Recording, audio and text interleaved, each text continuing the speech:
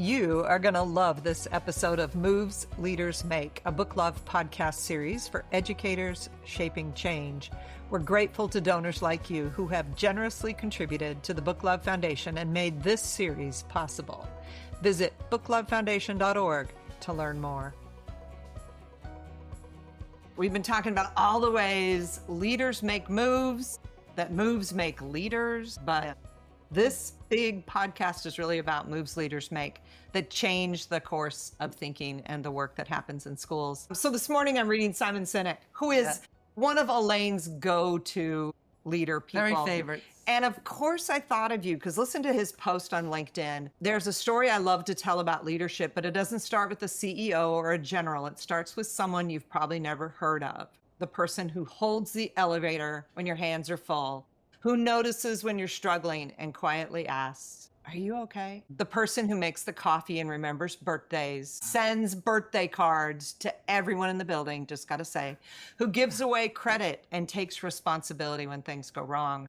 The person who leads, not because of a title, but because of a choice. We live in a world obsessed with recognition. Social media, awards, promotions, they all tell us that leadership's about being seen, being celebrated, being known. But real leadership, the kind that changes lives and shapes cultures, often happens in the shadows. It's the leadership of service, humility, and courage. The kind that asks, would you still lead if no one ever knew your name? Gives me goosebumps when I think about that. Would you still lead? If no one knew your name. If no one knew your name, would you still lead? With that, wow, what a day this is going to be because we have on one of my favorite humans and leaders, Elizabeth Rossini. And are you now on, Miss Elizabeth? Can we see you?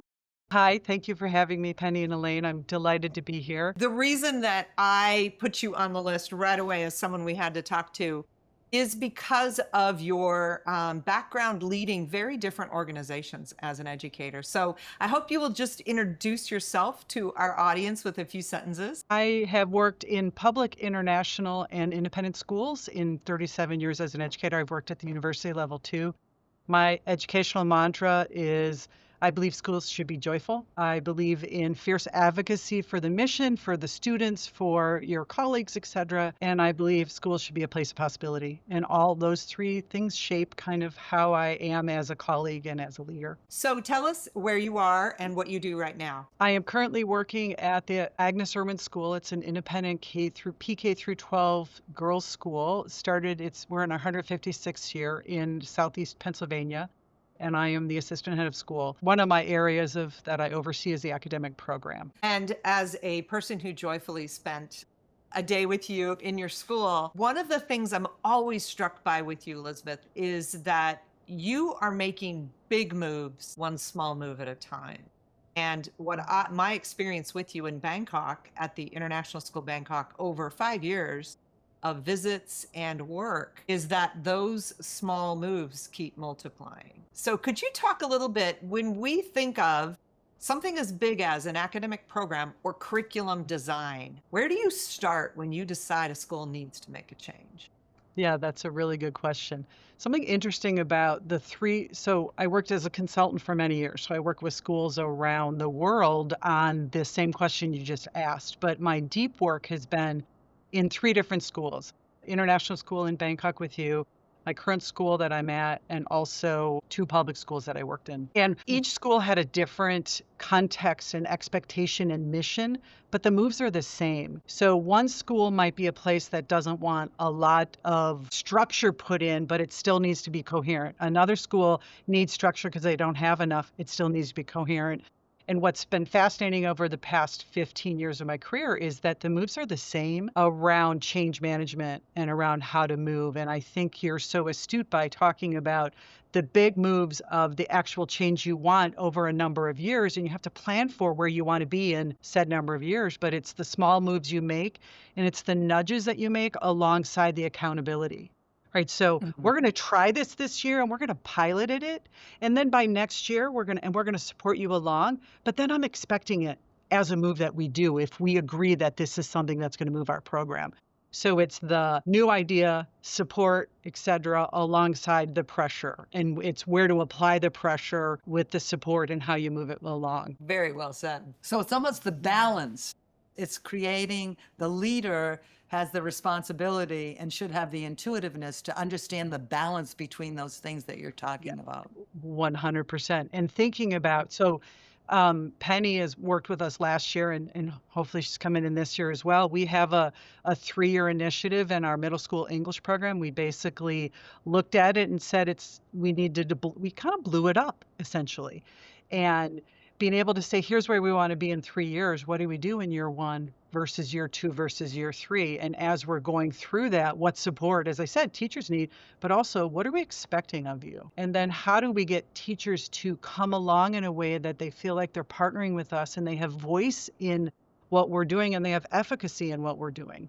And so it's not admin is saying, do this. It's more of we're doing this together and we're going to get there at the pace that we believe we need, but we do have an expectation by a certain date to have realized this new vision. One of the things that we've seen in our work in looking at schools, and one of the things like Penny and I are sitting together again, is that we're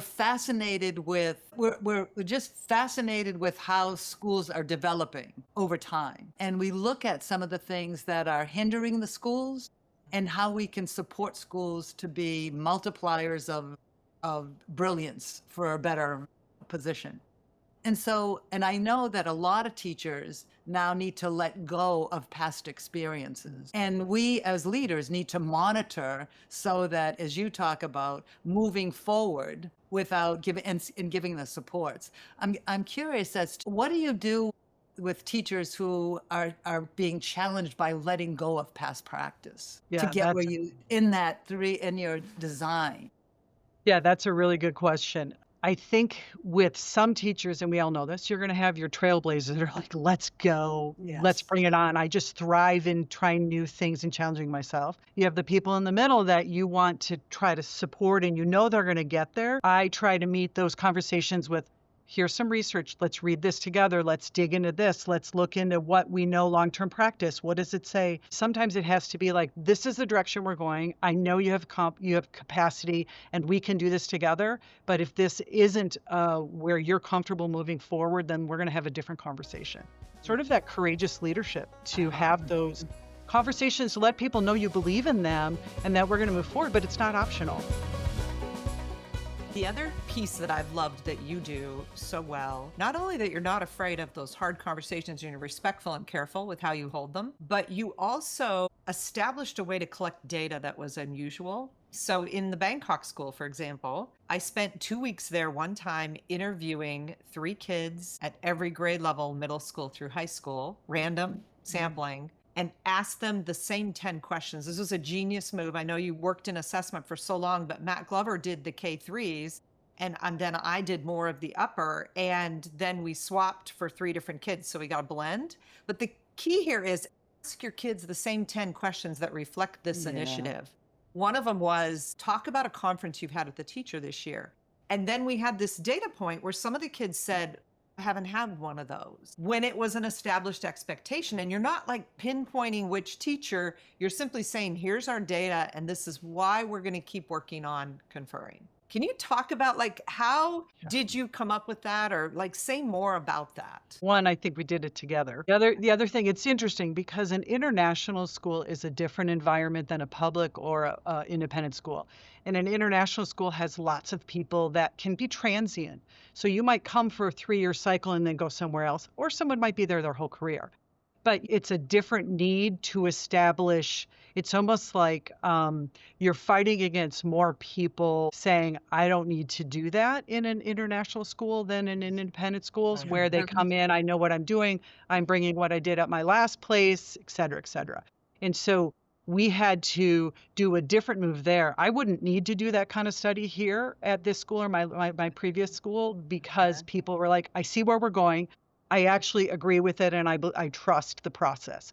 But in the school we were at, Penny, we had a lot of pushback and we needed to have another data point to say, let's give you exact data about the student experience based on Penny was referring to the common agreements. One common agreement that we all set across PK-12 was you're going to confer with students. You're going to have a clear body of evidence of what you accept as to help move the learning along, and one of them was conferring. And we were not getting that as ingrained as we needed to, and so we had to come up with other ways to tell the story of growth for students and what will help them move along and the accountability. It gave us, one other thing. We had external test scores that were telling us our kids weren't great writers, and I totally refuted that. I'm like, I know we are doing good writing. And so we also wanted that study to be able to refute this one data point we were getting on this external assessment that was saying, oh, they're not great writers. And we were able to say, actually, we have data to show that they are growing as writers, and we can show their competence. So that was the other reason. I bet that's such an important piece for our viewers to hear, because in the States and in the public schools, it's all about flat test data about what kids are doing wrong or the skills that they don't have. And so I loved your comment to counter that and show, and have evidence of the growth mindset that we're doing in our schools, and not always focusing on just the flat data that we have. But a lot of our schools, we talk about monitoring progress, yet it's the last thing that is sustained over time. And a leader has to keep that momentum going. Well, one of the things that you smartly did, it was about the third or fourth trip I was there, was you connected me to content area teachers, and we took just two things. Kids need to read more in the content, right? So how do we set it? What are they going to be? Book clubs, which is what most of the content area teachers chose. And then you provided these little libraries of books that related to their content. I remember a second or third year teacher in economics who had books from all the entrepreneurs around the world that kids are interested in. And so you provided support there. But then the second level was convincing content teachers to write in front of their kids, to do quick writing and revision, when a couple of the teachers that I worked with were, I cannot.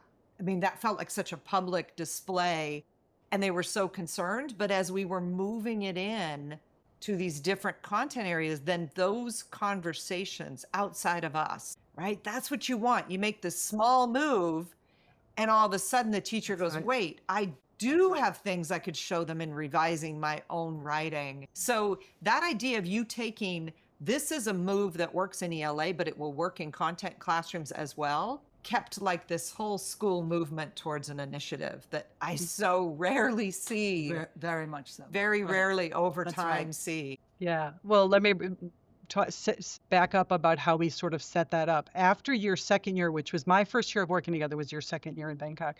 But you had worked with teachers across PK-12, and we had paid really close attention to the particular moves you were demonstrating and that you were doing in the lab sites and you were teaching us. And we had this whole set of important moves. And we spent that year, after you came in the fall, we spent the rest of that year practicing those with our leaders across PK-12. And at the end of the year, we said, okay, these are the moves that we know work. Doesn't matter what developmental stage you're in, and what doesn't matter works across. So that we came up with those common agreements. And then so that was a really fundamental step that we did to test these all out, so no one could say, well, that won't work in my classroom. Well, actually, we can show it did because your colleagues did it. Yeah. And so that set us up for, okay, when we want to create a culture of literacy where students see themselves as readers and writers and authors with voice, they have something to say, how do we have it not only be owned by the English teachers? And so that's where we expanded. And this is where also really strong teacher leadership, they're like, yes, let's do it. Let's do this in the social studies classroom. Let's do it in the science classroom. And one of the things, there was an incentive that you kind of mentioned, was we told any content area teacher that in middle and upper, if they were going to try this, we gave them some parameters, but we're going to put a class library in there. We are going to spend a big chunk of change to put these resources in your classroom, but there is an expectation with it. You have to do some book talks. You have to do some sustained silent reading, and you have to manage their stamina of their reading. And the results, they saw deeper vocabulary, deeper conversations, in both social studies and science from that initiative that you helped support. Do you know what I remember? This still makes me laugh, is that you were really good about saying, let's have a conversation before you arrive for the lab studies with all these department chairs or people who've signed up to do this. And the science person contacts me and I said, so in order for me to prepare, what is the unit you're currently in? And she said, reproduction with 10th graders. And I was like, nope. I'm not teaching into that. No, thank you. And she's like, sorry, that's what it's going to be. And I can remember sitting here going, no. But that idea that you connected me to people who wanted to do the work, but then of course they were still in charge of what the content was. And if you remember, we went with a social studies department chair that I was sitting with who a terrific teacher, a little frustrated with their results on the written portion of the IB exam. And what I said, just as a tossing it out into the thinking, was, what if you took it in front of them? It's a 30-minute on-demand test. What if you actually showed them how you would take it? And of course there's released items, so it wouldn't affect your scores. But do you remember, because we sat side by side, and at one point he's started the clock, the kids are taking notes on what he's doing, he's making a list of topics and deciding which one to start with, and you and I are looking at each other like, whoa, what a model this is. And he turns to the class and goes, I'm sweating. This is so much harder than I remember. Authenticity to this work that you created. It was amazing to be a part of. Think of in a lower school teachers are taught to do think alouds. They're taught to continually do the metacognition for students out loud to be able to say, this is the move I'm making and this is why. We do that less in middle and upper, but Richard, the department chair at social studies, he did that. He took this test, but he talked out loud so they could see what his thinking process was and how he tackled that problem and how that whole assessment and how he organized it. And it was really invaluable. And one of the things you also taught us, Penny, was to write in front of students. And so if students are doing a quick write on the board in front of them and let them see your thinking process. And we still have teachers today that are use it as a tool, and they're just like, it's amazing. And students will see it and use it as a little bit of a crutch, but eventually they go. Absolutely. Well, and one thing I remember about that he did as a part of his Think Aloud was he turned to the class and said, I just looked at my watch. I got 5 minutes left. I'm going to have to cut short this one and get to my conclusion, which is a strategy they need to know. Yes. And then the science teacher, remember, she came to me after they had done this quick writing. She goes, I'm walking around and these kids are actually using the data and they're using the language, the vocabulary I want them to use. And I've been teaching it all year and they won't use it. Why did they use it today? And I'm like, you used it right up there in context in your quick write, and they can stand on that and go, that's how I use that vocabulary. Mm-hmm. So it is such an impactful strategy. But I have to tell you, as a teacher, all my years in education, I experienced more often, this year's initiative is X. Next year, we forget about that one, or they give a nod to it. We're still doing that one, but now we're going to do something else. How do you just school yourself? Because haven't you seen this as well? It's constant. Teachers are so negative about, don't give me another new initiative. What is it this year? It's interesting because when I think about Bangkok as well as my last school, Nueva, and here, one of the things I did was, if you think of 2 tracks, what are we doing around curriculum assessment and instruction as a school, and what direction are we following? So that's holistically, what are the expectations we have in terms of your assessment practice, your designing of your units and your courses, et cetera. But then we have the disciplinary growth and disciplinary expectations. And so being super clear, right now we have a 5-year, 3-phase plan for curriculum assessment and instruction. We spent 3 years on curriculum development. Right now we're looking at assessment. Next year, we're going to put it all together with teaching and learning. And so between that and then this middle school, right now, the middle school initiative, we're giving ourselves 3 years in middle school English to take a program and make some adjustments to it for the context that we're in. And so we've got 2 things happening simultaneously. They don't compete with each other, but both of them have clear expectations, clear goals. We are constantly sharing the same message. We're constantly sharing why we're doing what we're doing, and we're supporting it along the way. And so it's, I think, big for a leader who hasn't done this kind of work yet. Be super clear where you want to be in said number of years. We used to do 5 to 7 years. People are doing now 3 to 5 years. Where do you want to be in 3 to 5 years? Where are you now? You need to know that because you've got to compare every year. How's your growth from where you started? And then what are your success metrics? What are your indicators? What are you Mhm. going to hold yourself accountable to, like you talked about earlier? And then what is your plan year 1, year 2, year 3, year 4, year 5? And I would say 2 other things would be get administrative support from your colleagues. Like I work PK-12, but I have division directors for each or principals, right? So the lower, the middle, and the upper school principals, they have to be on board and believe in what we're doing in order to support it. And then you have to have the financial resources to sustain it. There's just so much richness to what you're trying to do. And I'm already thinking about ways we could follow up with another conversation because leaders are looking for mentors. And that's what you're doing right now is mentoring leaders who are going to try to do this work. So one question that we always ask is, what are you currently reading? Well, if personally or professionally? You know what? You can give us one of each. Okay, so, well, I just finished Molokai, which is sort of personal, and I'm reading the Starting the Missing Thread. We have a Latin program, so it's sort of personal and professional, and it's the women's history of ancient world, and I'm a girls' school, and I like to get steeped in that. But professionally, I'm just doing a deep dive into AI, and we're really looking at what is like I was looking at Education 4.0, the OECD, the World Economic Forum, the skills revolution, like how well are we preparing students for this dynamic world that is like crazy, and how are we, like, we're looking at something like our assessment practices, and how do we, in an age of AI, how do we make sure that we are understanding fundamentally what students know, do, and understand, and Yeah. what adjustments do we make? Do we do more blue book? Do we do more writing on demands? We're doing a lot of those. So I'm reading a lot about that, and then making the grade. Elizabeth, what a pleasure to have you was. with Oh my us. gosh. And, we're going to keep thinking and talking about this for quite some time. 2 things that I'm taking away is the importance of common agreements and the way you really implemented distributive leadership in your school. Yeah. People are afraid of that. You embraced it. Well, thank you for letting me share a few tidbits. Every time I have a conversation like this, I'm learning and growing, and it's just an absolute pleasure.